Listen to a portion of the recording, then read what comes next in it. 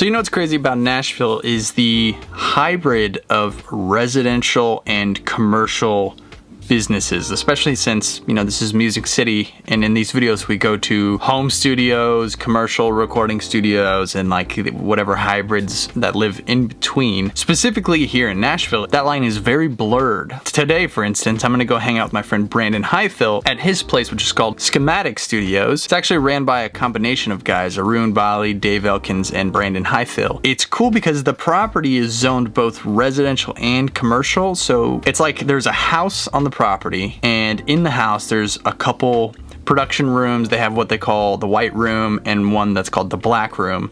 The white room is more of like an organic kind of folky guitars and instruments in there, and then the black room is like synths. It's black. There's a lot of electronic stuff, and it's very, very super vibey. They're both obviously polar opposites. And then the rest of the house is like an artist lounge.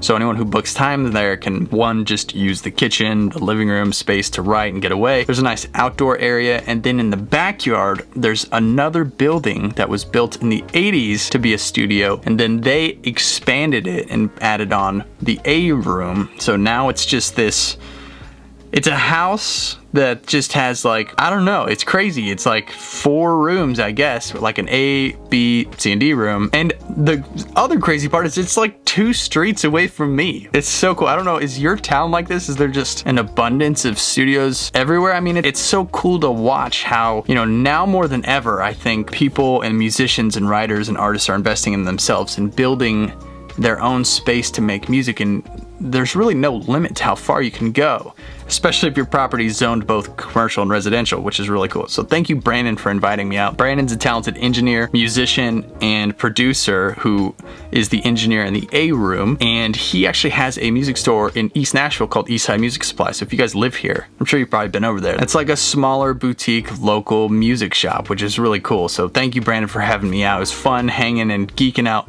So much great gear in this studio. It's amazing, and a ton of really detailed hard work went into building the acoustics, and just like, it was a very thoughtful design and execution of the place. It's really, really fun to hang out and see how much work and love you guys put into this place. It's amazing. One of the things that I've been doing over the past month outside, I've been out of town, but since I've been back and before, I actually have been messing around with this Mojave MA300 tube condenser mic here. Can you see this? This is a nice little ad, right? This thing has been so much fun to use. I didn't actually know much about Mojave Audio. They're designed by David Royer from Royer Lab Microphones, and these are like his condenser tube microphones, which are really, really, I didn't know that, but it's been amazing playing around with this mic. Thank you to Sweetwater. They sponsored this video. They sponsor all the studio tours, and just a fantastic company to get gear, obviously. They set me up with this, and I guess it's David Royer's take on the U67, and it is so good. I've tried it now on drums, acoustic guitar, percussion, vocals, and tomorrow I'm gonna be recording cello with it, which is extra cool. I'm using it on a bunch of different things for this upcoming project, which I'll formally announce later, but you'll see more about that. If you're not subscribed, hit the subscribe button, turn the notifications on, and you'll see when I upload a dedicated gear video just showing how I use this on different things. And the project that I'm recording for is the thing that I'll be announcing later. I'm really, really excited about it. So that video will be coming up pretty soon. I'll make sure to put a link for this mic as well as the MA200, which is up right above on overheads right now, down in the description if you guys want to pick one of these up or check them out. Basically, the links in the description that take you to Sweetwater, you can click any of them and buy anything, and whatever you get when you check out, it basically supports my channel. So thank you, Sweetwater, for sponsoring these videos. Thank you guys for smashing the like button for the YouTube algorithm. The studio tours are every Monday, gear videos, and a bunch of new stuff thanks to my great new editor, Justin. Justin, shout out to you. Thanks, Andrew, but this ad's already really long, so let's go ahead and wrap it up. And make sure that the notifications are turned on so you're notified when new videos are uploaded. Lastly, you can go to ANDREWMASTERSmusic.com and you can book Zoom calls with me, and we can chit chat about gear and studios and music and whatever you want to talk about, as well as every other service that's listed here above. Again, that's ANDREWMASTERSmusic.com. You guys can even make a financial contribution to help me pay the bills for my editor, Justin, who's awesome. We're trying to get him full time so we can upload a bunch of new videos and a whole new big project that's coming up again, so you guys can make a donation if you want, or you can just share the video with a friend. Sharing these videos with your friends, family, or your mother is probably one of the best ways to help out the channel. So go ahead and hit that share button, and let's go check out Schematic Studios. Welcome to Schematic, Andrew. Thanks for coming out. Sure. This is kind of like a compound setup. We just want this to be a property of creation. So we have a house with a couple mini studios. I'll show you that first. And then this is the B room. This is the original studio. It wasn't called Schematic at the time. The story is Friends in Low Places was written there, as well as other things, but I don't know fact from fiction. We can't go in there today, unfortunately. It is in transition mode right now. But Arun Bali, that's his private studio, basically. He's in there working on a cartoon for Nickelodeon called Middlemost Post. My kids love it. He's an amazing musician, so he's churning them out left and right out there. He also plays guitar and saves the day, and Craig Finn, I think is the other artist that he plays for. We have a little chill area here in the patio. When bands are in town, we want them to feel comfortable. So we want to have a lounge area for them to have a barbecue, have a bonfire, and have just a space to hang out that's not in the hot control room all the time. And be able to stretch their legs and come in here and cook if they want. So we'll head in the house. If a band's here more than one day, they can make themselves at home and have a place to cook, so they don't have to spend their whole budget on food. There's a lot of good food in the area, so that can be a downfall for the wallet. So this is a house. Yes, this is zoned for residential and for commercial. So the property is either or. We're just using it for commercial purposes at the moment, but this house used to be rented as a residential at one point. But we have a living room here. Not a lot of gear to show yet, but we'll get to that. With Nintendo and TV, people can, kick back and relax, and they can come in here and get away from the band and write lyrics, whatever they need to do. I mean, it's so detached from the studio that you can literally just, having a lounge is one thing, but having a house where you're literally in a different building and have a whole different, it's a completely different feel in here. Yeah, and the air conditioner works, and that's always a plus in Nashville summers. We have a lounge in the A room, which you'll see too, but it only does so much. Sure, you can stretch your legs a little more. And speaking of, if you so happen to rent this place for a week, I'd most likely be engineering for you. If you don't want to, spend money on a hotel, we have a room here for you to sleep in. Oh, that's awesome. It is a mess because right now it is being used as storage. Bunk beds, another bed, and all this stuff will be gone soon. Yes, let's not focus on this room right now, shall we? So we have kind of the white and the black room. The white is more acoustic instruments, if you will. Oh, nice. There's a band called Seren. They kind of permanently rent this room out for now, and they work on all their music here. They do videos here as well, hence the lights. Oh yeah, I was gonna say the lighting in here is fantastic. Yeah. So this is like an auxiliary room in the house, and it's kind of booked So we all kind of work something. together as a team. They use this to make their music, but if I'm in there with a band and we want someone to bust out a crazy mandolin solo or do some gang vocals or whatever, these guys can do it all. So it's kind of nice to have them right here because they're always down, and they're just really talented dudes. And then Carson is next door in the black room, and he will be able to provide the other side of things: synths, keyboards, you name it. So here's the black room. D room, or I guess would be the more official title. Carson's been adding keys to some of the music I've been working on because he has almost every sound that I can ever want. He's got more keys that are not here because he is on tour with multiple artists right now. But we have the Mellotron, we got a Prophet 6, we got a Juno 60, Yamaha DX7, and this cool little Yamaha mixer has all the keys returning to it, and it's feeding his interface. I think he uses a single 1073 500 series module for most of what he does in here. He also has the Mikey as well. So sometimes he'll throw up 1 or 2 mics in here, get a really dead jazz kit, and do a breakbeat for a track for someone really fast. Wow. You got an old Ludwig back here? Yeah, absolutely. He's quick. People send him tracks and have him just finish them off, and he'll usually have them done in a day or two. So Carson Cody, I highly recommend him. So if we're doing a session in A, we have an agreement with these guys. We could either haul one of these in there and track something real quick with Carson's approval, or just come in here with Carson and bring the session on a thumb drive. Yeah, and that's bang it the out. easiest because it's all set up. Yeah, so of that's what course. we usually do is just come in here with them for an hour or two, add some stuff, take the session back in A and continue on. That pretty much covers the house. That's great. So if we come out this way, we will finally see the A room. Little fire pit area, big yard. There's actually a dog run back there, so if you do have dogs and you want to bring them with you, there is a place where they will not escape back here in the backyard. We also have a little creek back there with a swing for the romantic times. Oh, yeah. Or if you want to get away a little more and you got to polish off some lyrics, get away from the rest of the band. Sure. There's a good spot for that. This is A.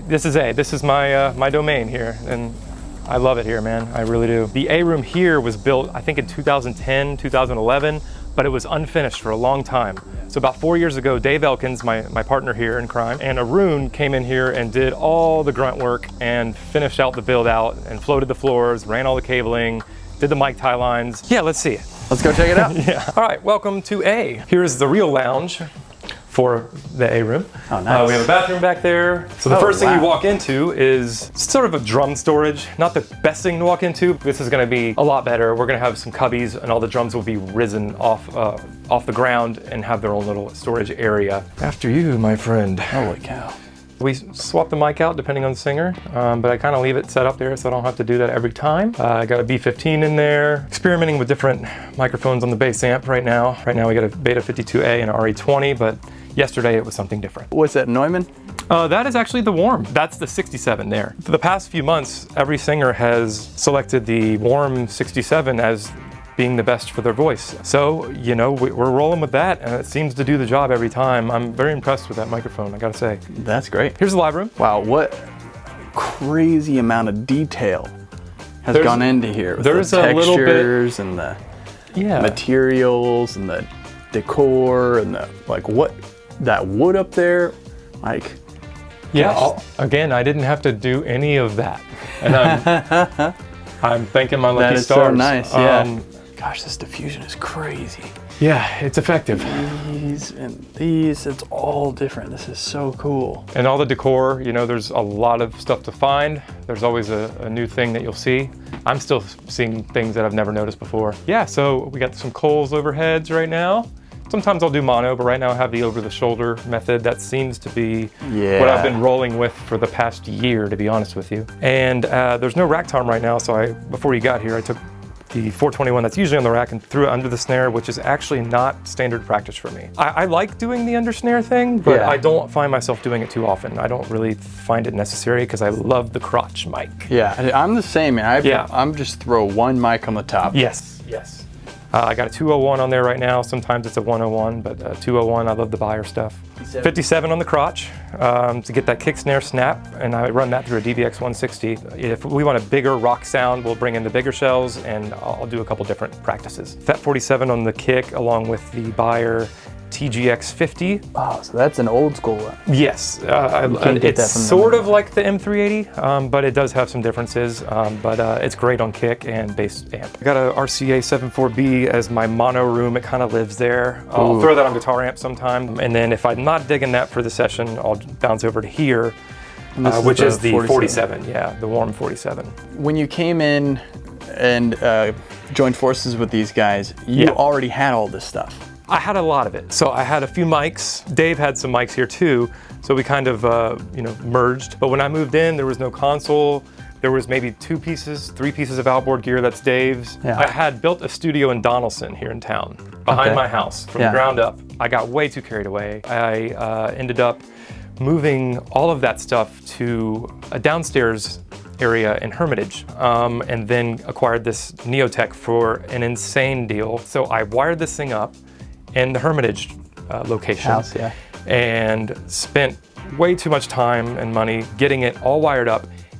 3 days after I finished, Dave approaches me, who owns this property, and said, "Hey, I've been talking to Arun. We think you should kind of join the crew here." And I was like, "You've got to be kidding me. I've been waiting for you guys to ask me this for 2 years."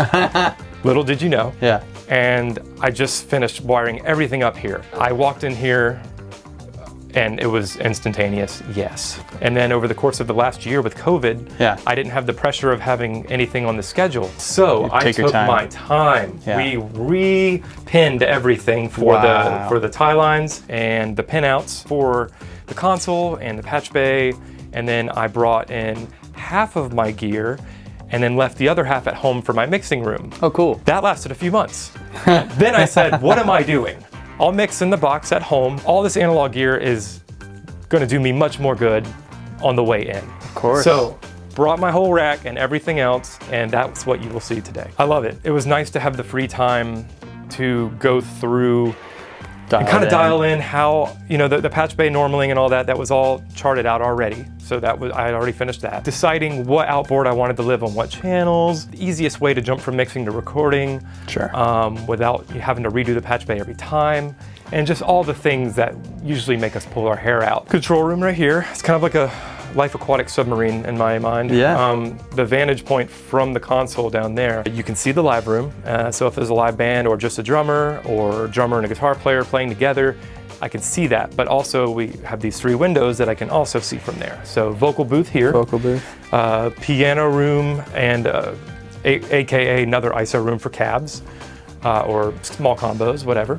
And then here is another amp room. So great. Always have a combo or cabs and the heads are in there feeding those. To the right here is where we keep all our keyboards and stuff, but that's what the windows are. And then are these your guitars? This is one of my Telecasters. This is my favorite Tele that I've ever owned.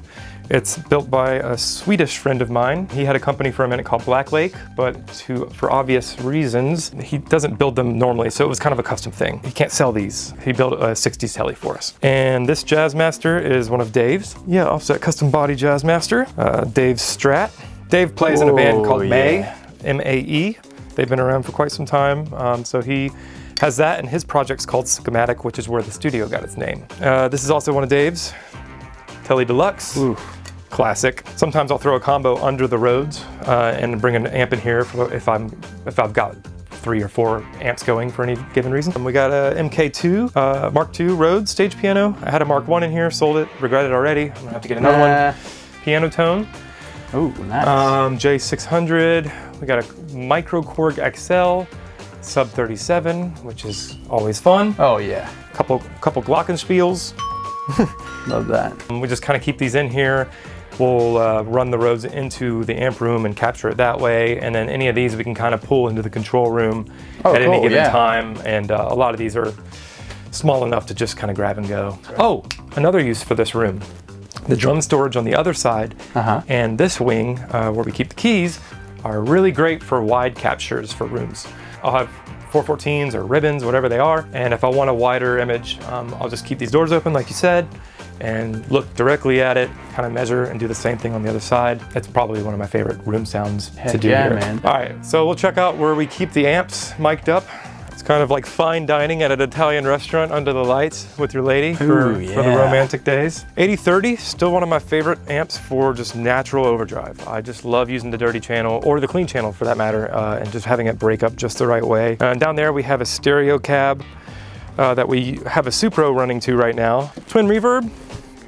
I got an original 79 high watt 412 with the Fane speakers. I have a high watt head in the control room feeding that. Another RCA 74B. We have a gold one here. 2 white 421s on these cabs. You can tell I like 421s on guitars. We have more amp room area as well as piano and vocals. Any of these rooms can be used for anything. Really cool casket shaped ceiling. I think that was accidental for the acoustics, but it looks kind of cool. I got a 64 Champ. I got one of those handy dandy Royer clips that is perfectly in phase. So the 57, I got the old Unidyne 57 with the R122 on it. I love that combo. I'll usually move that from the Champ to this Gibson Falcon here. Handy dandy Brownie for stepping the voltage down for my old amps. Nashville Power spits out at least 120, and that is not always optimal for tube amps. Haven't had to change tubes once since I got that thing. I got an old Gibson acoustic in here. This is another one of Dave's. We got an old piano in here. I don't know how much audio is gonna come through, but.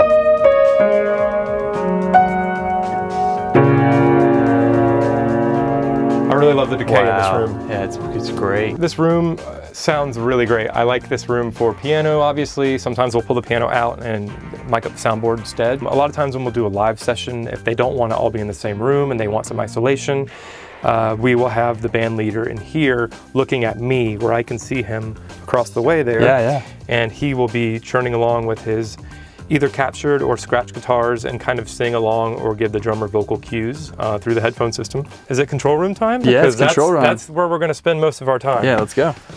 The toys. Oh, this is what you guys are trying to watch for, right? This is it.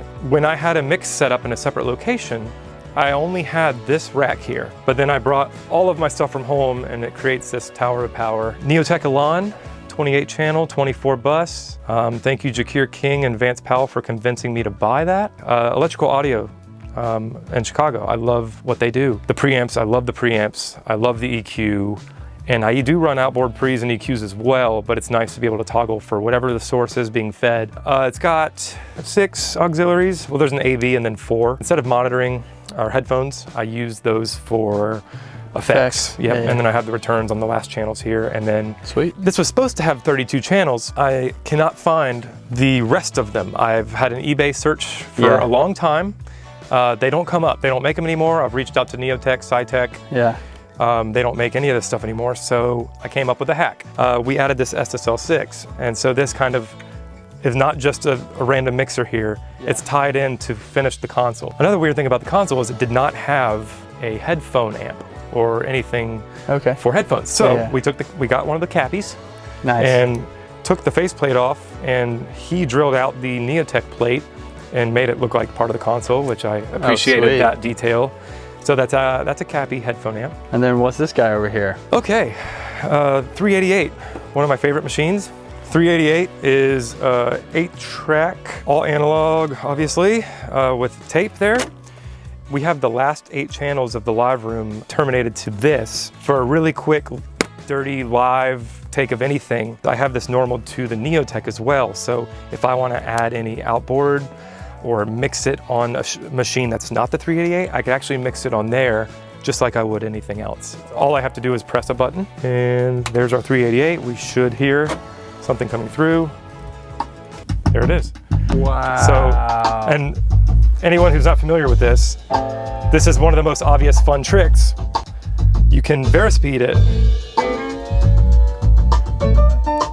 Oh yeah. So, I know, oldest trick in the book, but for those of you who have never seen or tried anything like that, great for like exiting a song.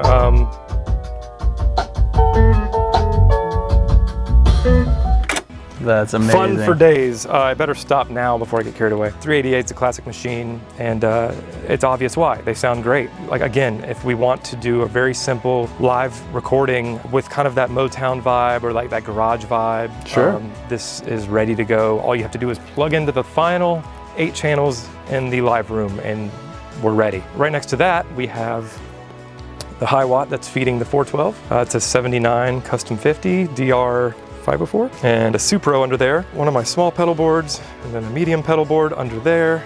Those are kind of my personal boards, but we always pull them out and treat them as an outboard effect. 70s Rick bass. Ooh. Fell in love with that thing. That came into our shop, and I had to have it. The Behringer version of the 808, the RD8. Very happy with that, especially when I run it through a distortion. Extra dusty Juno 60. We got a realistic synthesizer by Moog, old weirdo. That's the Concert Mate MG1. It's really great for some wild Aphex Twinny goodness. Acoustic treatment and diffusion. I am a huge fan of the way that these rooms are treated. It is super, well balanced, but extremely controlled. It sounds amazing. What kind of computer are you running? Okay. I was hoping you wouldn't ask, because that's about to change. Dave brought in the Mac Mini. It's an older one, but it's not really having to work too hard. We're using all the processing in real world. So we're capturing through some Apollos. We got 2 X16s, an X6, and satellite, Octo. For the Q system, I'm doing the ADATs through the Apollo console, or if I'm working in Luna, we can do it all from there. Then you got the Behringer P16 headphone distro box. That's right. And then the P16 modules. Yeah, that's down there, yeah. with the Neotech power supply. I keep my green sign there so no one accidentally turns off the console. That's the only thing that's always on. If you want to stay down there for a second, I actually am really excited about this. Greg Norman has me in his email chain to keep us posted when they make these electrical audio DI boxes, which are passive, and you can use them for anything. You can even use them as a reamp box, or they can do it all. So I have this on bass right now. I have the Warm Audio Active DI, and then the good old trusty Countryman. Cool. And these are all dedicated to certain rooms. So this goes to the piano room if you wanted to be in here with me and send any signal to the piano room. And this is going to the amp room. And this goes to the bass, the vocal booth, or right now it's feeding the bass amp. This is the newest one. This just came in last week, SA609.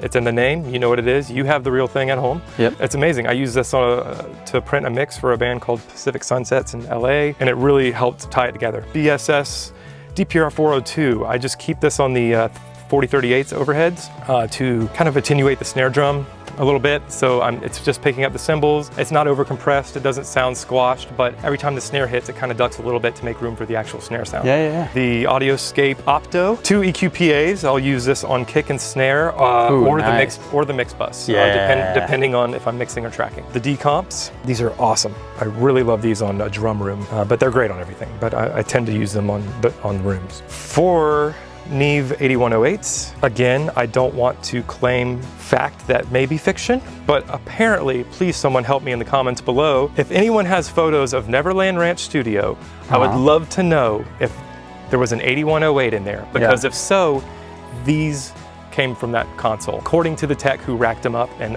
upgraded some of the parts. This seems to be everyone's top choice for vocals. So we'll have a vocal one here, and then this one's for one of the bass amp mics. Apparently Michael Jackson's voice went through this, so we'll see. That's amazing. SPX90, classic effects unit. Oh yeah. I watched a lot of studio videos and mixing tips, but Andy Wallace, he talks about a few tricks with this that I've utilized, and it was very helpful. Thank you, Andy Wallace. I mentioned having a PM1000 at my old studio. We pulled that apart. Here's 8 channels from that. Wow. Jeremy Clark racked those up for me and did a beautiful job. I really like those on guitar and drums. RE150. Classic. Very classic. I love it on everything. Snare, guitar, vocals, you name it. The MCM82 from Heritage, summing mixer and 500 series enclosure. And it's got volume and panning. So nice. You can use it as a summing mixer for mixing, or summing microphones together on the way in. Inside of that, we have 2 Meris 440s. I have not seen too many people with these. I don't know why. They are classy. API style preamp with the radial EXTC style effects loop. So you can hit your guitar with your gain stage and have all your time-based and modulation-based effects in the loop. Cappies, VP28 double 2s, double square, I don't know how you're supposed to say it, but right now that's feeding the SSL6 channels 3 and 4, because those channels don't have preamps. So I just added 2 preamps to the SSL6. TG2s, classic Beatles, those live on my overheads. Crotch mic, I'm using the 88. Room center, I'm using a 1073. That's another Stam 73. Oh, nice. Guy from Chile. Also a great DI for synths and drum machines that we have laying around. DBX 161. That's on the crotch. Neve 542s, these are on the rooms, right after the BSS DPRs. Effects send and returns, those feed the pedals down here, which soon will be a wall over here. Right now, cool. That's kind of a temporary thing. Another lunchbox with the 560A, the MOG for that airband, retro, that's for one of the bass amps. That's great. Classic, really nice compressor. Oh, cool, yeah. Got a vertical, so it looks like a 500 series. Yeah. That lives on the inserts on the X desk, 1 and 2. We got the Dynamite Classic, that's on channels 2 and 3, which is my kick out and my snare. SSL 9000s channel strips. Kick out and a snare, that's what I use those for most of the time. And then I have this sweet Bay 500 thing that allows you to link any 2 channels, or couple them I should say. So I have the LMC Plus by itself, and then I have the dynamic section going into the EQ just like you would on a console. Yeah. And that's, all this stuff is creating this. This is a whole nother mixer, if you will, that's being normaled and fed to the Neotech. Wow. So all this stuff, it looks separate, but it's all connected and going to one hub. So I can do anything at any time without having to set it up. Patch bay feeding the other patch bay. More 500 units. We have the Opto TG. I'm actually using this Cappy compressor for the kick-in microphone. That Buyer we looked at out there, the TGX50, is a really hot mic. And so instead of using a preamp, I use an 11-76 style compressor to amplify it. Cool. And that's kind of what I use for a pre. X-Desk Insert 4, we have the Great River compressor, which is great. You could do feedback or feed forward. The X-Desk Insert left and right on the main out. I have the Harrison style 32Cs from Great River. Love those EQs. Another Cappy, the 553F EQ, very simple, easy, and the LC25 for shaping a kick drum. I guess we don't have to go through everything, but we got a SSL style bus compressor, which is great because you have a blend. That's a stem. Stem, okay, nice. You got the transformer. I got the Neve one, or the British style put in. Yeah. So you can run through it without the compression and just utilize the transformer. And oh, cool.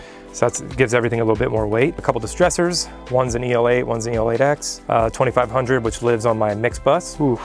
API channel strip, which is currently assigned to one of the guitar amps and has a DI on the front, so it's double useful. Ooh, Transient Designer? Transient Designer, that's also on the rooms. Love that. So my room chain is Transient Designer into the decomp into the 542. Earlier I said BSS, that was a mistake. The BSS is my overheads. Stam Blue Stripe for vocal. And that feeds the UA Classics. Yeah, so what a good combo. Blue Stripe into the LA2A, my vocal chain with the 8108 EQ and the Neotech EQ to shape it exactly how I want. The Warm Audio 1176, that lives on bass DI. Oh, cool. A couple 160Xs.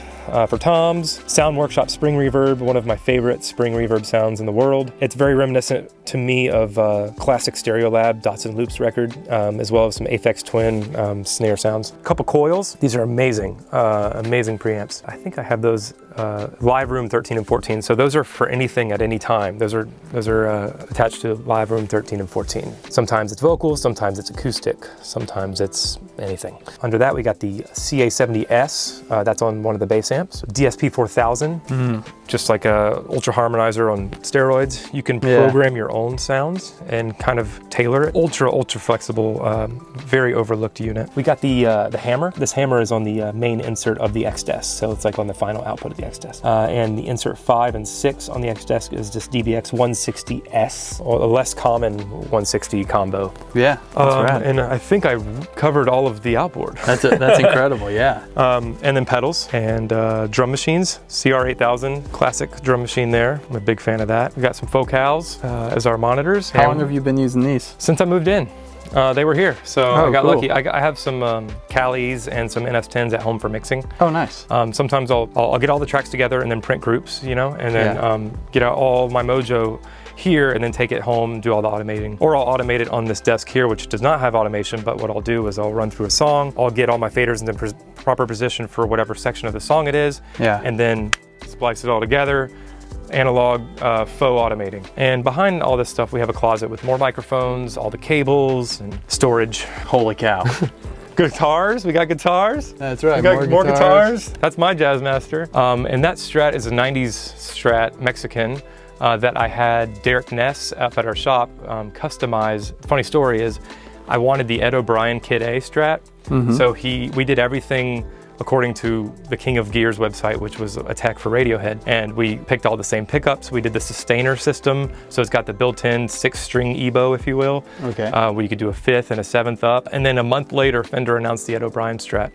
And it was all the same stuff, except the middle pickup was a Texas Special, I believe, but I put the lace gold, which was apparently what he might have used on Kid A. So that was a nerd project that ended up turning out really well, and I'm really happy with how it came out. So you guys are like open for business. Like if somebody wants a band, an artist, somebody wants to come here and book the space and have you engineer and just do a whole, I don't know, EP or project single, whatever. You guys are, it's not like a private thing. No, I'm glad you asked because we are just kind of launching now. It's like a relaunch, if you will. So they were open for business. They made plenty of records here before I got here. Again, I moved in right when COVID hit. So I took my time. I had the luxury of getting this all fine-tuned, and I've done a couple projects in here with different bands and artists, and it's all going swimmingly, and we're about to kind of start getting the word out. So this was a crucial piece of that puzzle, so thanks for coming. Where can people follow you, website, book you, sure. all that stuff? Schematic Studios, at Schematic Studios on Instagram.